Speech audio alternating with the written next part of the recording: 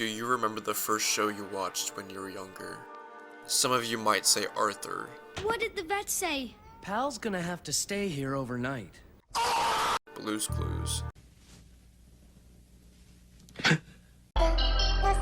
Sesame Street. Thomas the Tank Engine. Sausage? Bicycle? These shows defined many of our childhoods, and even helped influence the way we learned and grew up as people. Now imagine if one day, they just disappeared. No trace of it at all. Just a distant memory that buried itself in the back of your mind, soon to be forgotten. Wouldn't you feel crazy trying to tell others about the sentient salt and pepper shakers who had a kid? What about Giant Yellow Bird and a monster who eats cookies? Or what about when they trapped a train named Henry in an unescapable tunnel simply because he didn't like the rain? Yes, that actually happened. If you think this would be a crazy thing to do to these shows, for them to just disappear into thin air, then you'd be right. But over the past century, since the creation of movies and television, hundreds, if not thousands, of these medias that have once existed suddenly go missing, or are lost. Where do they go, and what can we do to find them?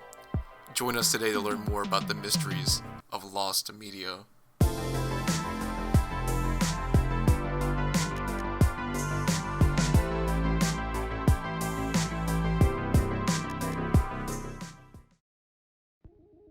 If you take a look at the website Lost Media Wiki, you can browse through an archive collection of almost every piece of media that has vanished from the face of the earth. Or so we thought. A lot of these shows or videos that were once thought to be gone forever have been rediscovered by various users around the world. Although some of them might be partially found, it is crucial that at least a piece of the puzzle is found to prove its existence. One of these shows, although, stood out to me, and what I discovered was shocking. But before we get into that, I think it's important to learn about the idea of lost media and how they end up going missing. And who better to talk about this than an expert who specializes in covering lost media. Thank you for having me on your YouTube channel, DG Dizzle. To answer your question on how does lost media get lost, I will explain the various reasons to my viewers and your viewers alike. Many television and radio broadcast masters recorded onto magnetic tape may be lost due to the industry of wiping.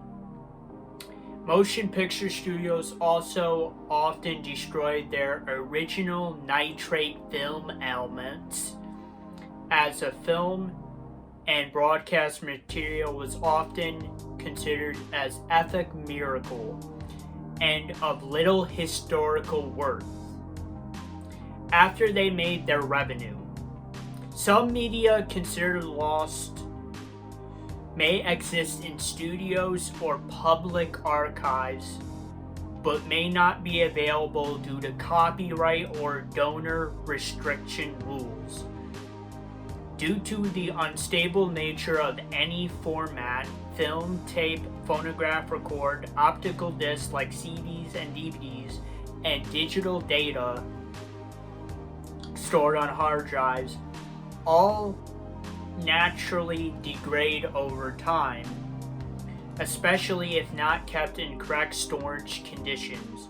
Preservation efforts attempted to avoid of lost works. This is usually done by storing them in archives. One example being the Arctic World Archive, which has been the chosen location for preservation of the code on public repositories on GitHub, along with a wide range of data of interest to multiple companies, institutions, and governments, including the constitutions of Brazil and Norway. But there's various forms of lost media, so there's a lot to think about when considering lost media lost. It could be a movie or a TV show or something to that nature. When these lost medias are lost, they could be considered at various statuses based on what lost media they are, and how popular they are, and how not popular they are. They could be fully found, partially lost, fully lost, existence unconfirmed, non-existence confirmed, NSFW, which means not safe for work. And please don't forget to my YouTube channel. I am JOWTTD on YouTube. Once again, I would like to thank DG Dizzle for collaborating with me and allowing me to be on his channel so that we could get both of our audiences out there onto YouTube and to both help our YouTube channels grow. Thanks again, DG Dizzle.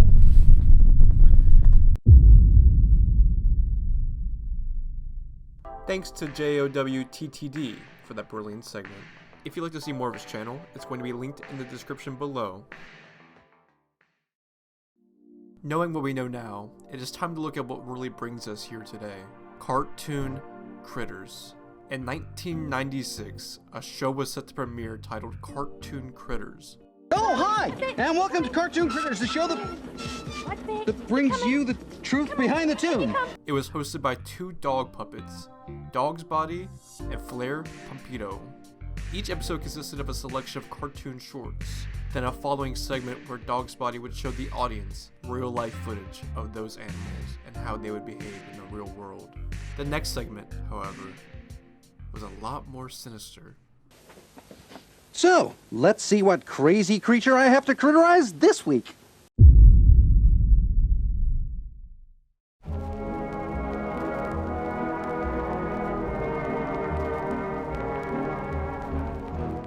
After talking about the animals of the week, Dog's Body would go over to a piece of paper to proceed to talk to the audience while drawing one of the animals mentioned before. All seems to be fun and games, until Dog's Body pulls out what seems to be a gun. He names this device the Critterizer. He then proceeds to fucking shoot the drawings and then give them sentience? I don't know how the fuck he does this. How the fuck does he... Is he God? I don't know. I don't fucking...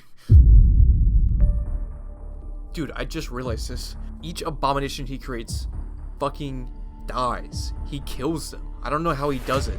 I don't know. They all die. He kills them. He just straight up murders them. This is when he sends to fucking space and kills them? What the fuck? See what happens when we critterize him. Let's see what happens when you tell us who you really are, Mr. Dog's Body. Are you the god of this universe? Okay, I'm not really too sure what's happening in this clip, but I don't know. I thought it was funny.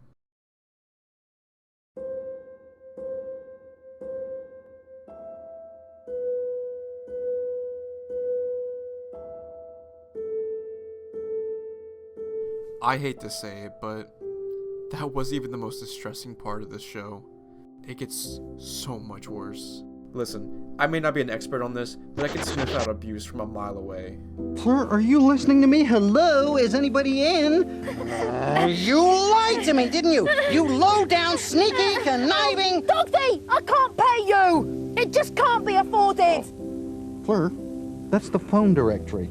Well, it was the thickest thing I could find. You're not standing where I'm standing. Dude, we gotta cancel Dog's Body. He can't be calling women fat. What the f- Don't just stand there! Run a film! You know, as much as I advocated for media not being buried, I'm worried what would have happened if the show kept going. Okay. Wait! What now? Was it grown without pesticides? I don't know. Tell you what, next time I buy a jar, I'll ask her to fill in a questionnaire. Now, do you want the coffee or not? Would Dog's Body have hurt or maybe even killed?